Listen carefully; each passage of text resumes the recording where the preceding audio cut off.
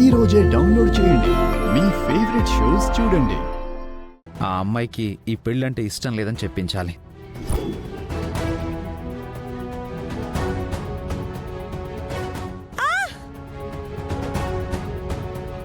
కాపాడండి. ఈ అమ్మాయి ఏదో ప్రమాదంలో ఉన్నట్టుంది. పంతులు గారిని తర్వాత కలవచ్చు. ముందు ఈ అమ్మాయిని కాపాడాలి.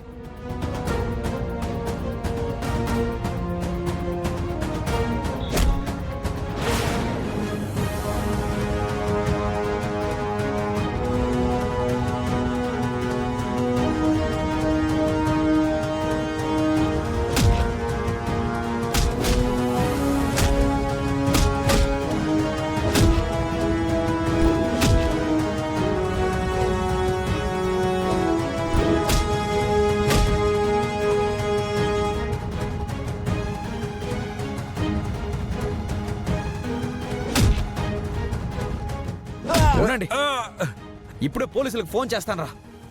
పదరా, ఆగో.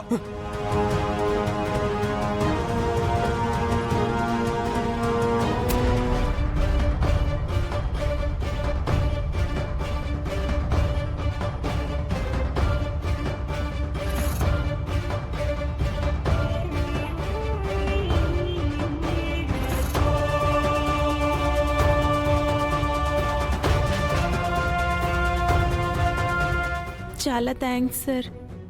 అసలు ఎవరమ్మా వాళ్ళు? నీ వెనక ఎందుకు పడ్డారు? వాళ్ళెవరో నాకు తెలియదు సార్. గుడికెళ్ళి తిరిగి వస్తుంటే రోడ్ సైడ్ ఉండి కామెంట్ చేశారు. వాళ్ళతో నాకెందుకులే అని నేను వచ్చేస్తుంటే వాళ్ళు ఫాలో అయ్యారు సార్. మీరు రాకుండా ఉండుంటే నా బతుకు నాశనం అయి ఉండేది సార్. దేవుడి దయ వల్ల సమయానికి మీరు వచ్చారు. నా కోసం ఆ దేవుడే మిమ్మల్ని పంపించాడు సార్. పోకిరి యువతలు కామెంట్ చేసినప్పుడు కామ్గా రాకుండా చెప్పు తీసుకొని కొట్టుంటే నీ వెనక పడుండేవాళ్ళు కాదమ్మా. అలాంటి వెధవులు వెంట పడినప్పుడు భయం వేస్తే వెళ్లాల్సింది ఇలాంటి మనుషులు లేని ప్లేసులకు కాదు, జనాలున్న ప్లేసులకు వెళ్ళాలి. అప్పుడే కొంచెం ధైర్యంగా ఉంటుంది. నువ్వు ఎక్కడికి వెళ్ళాలో చెప్పమ్మా, నేను డ్రాప్ చేస్తాను. పర్లేదు సార్, ఈ పక్కనే మా ఇల్లు, నేను వెళ్ళిపోతాను. అయ్యో, పోలీసులు వచ్చారు సార్.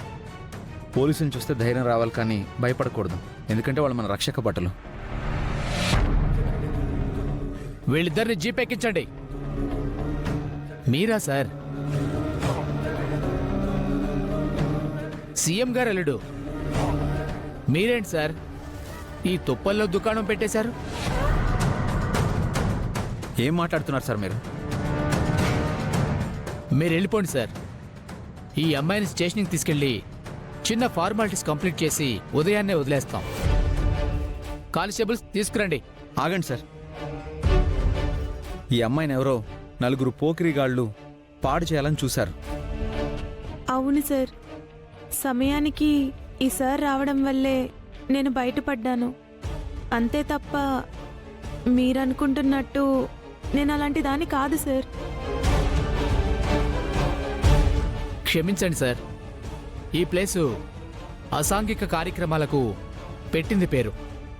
ఆ కార్యక్రమాలకి చెక్ పెట్టాలనే ప్రతిరోజు రైడ్ చేస్తున్నాం. ఈ ప్లేసును బట్టి, మీరున్న అవతారాన్ని బట్టి మీరు కూడా తప్పు చేయడానికే ఈ తుప్పల్లోకి వచ్చారనుకున్నాం.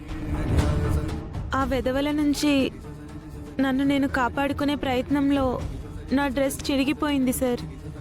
అందుకే ఈ సార్ ఆయన షర్ట్ ఇచ్చారు. గ్రేట్ సార్, మీరు వెధవల నుంచి ప్రాణాన్ని కాపాడారు. మీ షర్ట్ ఇచ్చి మానం కాపాడారు. ఇది మీడియా వాళ్ళు చూశారంటే మీకు ప్రాబ్లం అవుతుంది. మీరు బయలుదేరండి సార్. ఈ అమ్మాయిని జాగ్రత్తగా తీసుకెళ్ళి వాళ్ళ ఇంటి దగ్గర దింపేస్తాం. సరే సార్.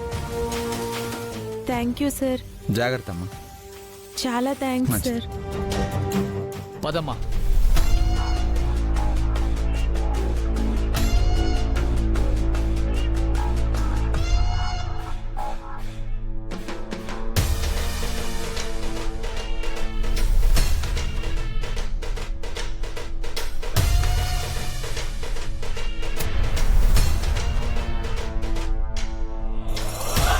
అయ్యా, పంతులు గారి దగ్గరికి ఈ అవతారంలో వెళ్తే బాగుండదు.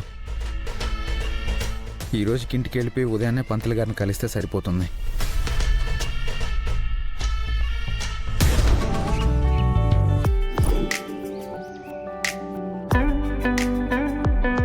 చూడు బంటి, టిఫిన్ చేసిన వెంటనే టాబ్లెట్లు వేసుకో, సరేనా? ఓకే తాతయ్య.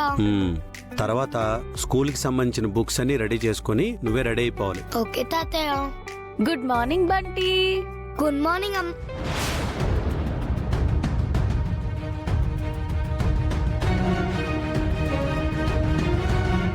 సుమా, సుమా, బావగారు బంటికి బ్రేక్ఫాస్ట్ రెడీయా? రెడీ అయింది బావగారు. బంటికి బ్రేక్ఫాస్ట్ పెట్టి టాబ్లెట్ వేయి. అలాగే. గుడ్ మార్నింగ్ అన్నయ్య. గుడ్ మార్నింగ్ చంద్ర. మీటింగ్స్ ఏమైనా ఉన్నాయా? మీటింగ్స్ ఏం లేవన్నయ్య. ఏ? రాష్ట్రంలో మళ్ళీ కోవిడ్ కేసులు పెరుగుతున్నాయన్న కారణంగా ఉన్న మీటింగ్స్ ని పోస్ట్ పోన్ చేశానన్నయ్య. ఆ మీటింగ్స్ ఏవి పోస్ట్పోన్ చేయొద్దు చంద్ర. వీడియో కాన్ఫరెన్స్ అరేంజ్ చేయి. అలాగే అన్నయ్య. త్వరగా తినేయాలి. ఇదిగోండమ్మా. చిన్నమ్మా, ఆ పాలు నాకీ చిన్నమ్మా. బంటికి నేను తాగిపిస్తాను. వద్దమ్మా, నువ్వు వచ్చిన కొద్ది రోజుల్లోనే బంటి నీకు బాగా అలవాటు పడిపోయాడు. ఇప్పుడు నువ్వు వేరే పెళ్లి చేసుకుని వెళ్ళిపోతున్నావని వాడు చాలా బాధపడుతున్నాడు. వాడు నా బాధ నుండి బయటకు తీసుకురావడానికి మా వల్ల కావటం లేదు.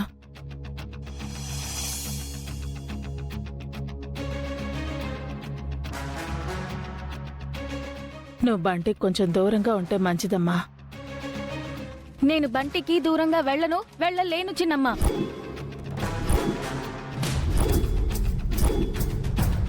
మీరు ఆ పాలు తీయండి. అమ్మా రుక్మిణి, ఇక మీదట బంటి విషయంలో నువ్వు జోక్యం చేసుకోకుండా ఉంటేనే మంచిదమ్మా.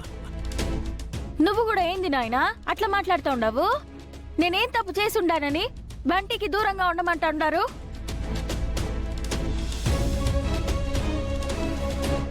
తాతయ్య, దీపులాగే నన్ను కూడా హాస్టల్లో జాయిన్ చేయండి తాతయ్య. సుమా, బంటి టాబ్లెట్లు వేసుకోవాలి. ముందు బ్రేక్ఫాస్ట్ పెట్టండి. అలాగే బావగారు, కూర్చో బంటి.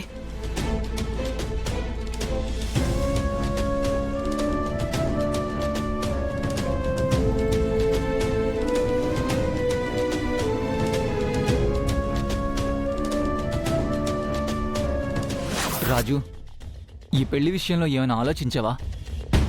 అమ్మగారు చెప్పినట్టు మా నాన్నని తీసుకురావడానికి పెళ్లి తప్ప వేరే మార్గం ఉండదా రాజు?